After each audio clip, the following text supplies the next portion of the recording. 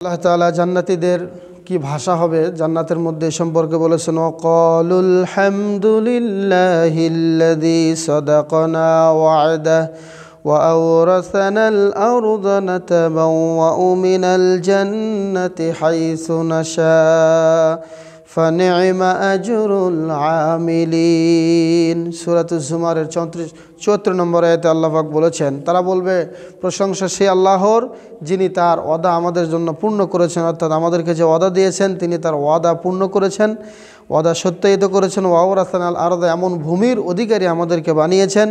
নাতাবাওয়াউ মিনাল জান্নাতি হাইসু নাশা, জান্নাতের যে কোনো জায়গায় ইচ্ছা করলে আমরা স্থান তৈরি করে নিতে পারি। ফানি'মা আজরুল আমিলিন, অর্থাৎ যারা ভালো আমল করে তাদের বিনিময়টা কতই না সুন্দর। জান্নাতীদের সুস্বাগতম জানানোর জন্য, জান্নাতীদেরকে শুভেচ্ছা জানানোর জন্য জান্নাতীরা যখন জান্নাতে যাবে তাদেরকে ফেরেশতারা হাঁকিয়ে হাঁকিয়ে নিয়ে যাবে।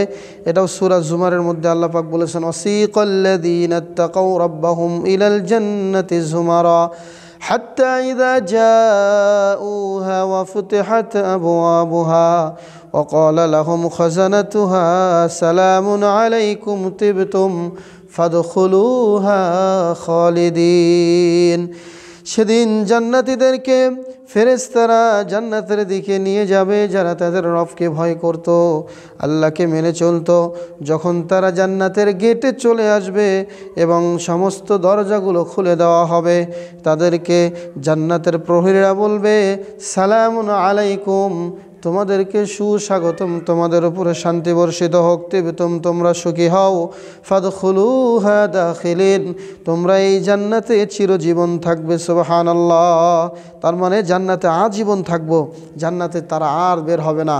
দুনিয়াতে যত জায়গা আছে কিছুদিন থাকলে কিছুদিন থাকা যায় না, কিন্তু জান্নাতে যখন ঢুকবো জান্নাতে আজীবন থাকবো। মোট কথা, দুনিয়া জীবনের শুরু আছে শেষ আছে, কবর জগতের শুরু আছে শেষ আছে, মায়ের পেটের জগতের শুরু আছে শেষ আছে, রুহের জগতের শুরু আছে শেষও আছে, কিন্তু জান্নাত জাহান্নামের শুরু আছে শেষ নাই। ফেরেশতারা আরও বলবে, বিশ্বনবী বলেছেন, ফেরেশতারা তাদেরকে লক্ষ্য করে বলবে, ইন্নালাকুম আন তাসিহু ফালা তাসকুমু আবাদা, নিশ্চয়ই তোমরা এখন আজীবন সুস্থ থাকবে, কখনো অসুস্থ হবে না। ওয়া ইন্নালাকুম আন তাহইয়াউ ফালা তামুতু আবাদা, জীবনে কখনো তোমরা মরবে না, সদা জীবিত থাকবে। ওয়া ইন্নালাকুম আন তাশিব্বু ফালা তাহরামু আবাদা, নিশ্চয়ই তোমরা সর্ব অবস্থায় যুবক থাকবে, কখনো বৃদ্ধা হবে না।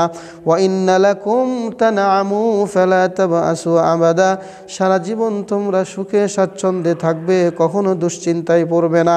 প্রিয় ভাইয়েরা আমার, মানুষ যখনই অসুস্থ হয়ে পড়ে, মানুষ যখনই বৃদ্ধ হয়ে যায়, তখনই তাদের অস্থির লাগে, কিন্তু জান্নাত এমন জায়গা সেখানে কোনো অস্থিরতা কাজ করবে না।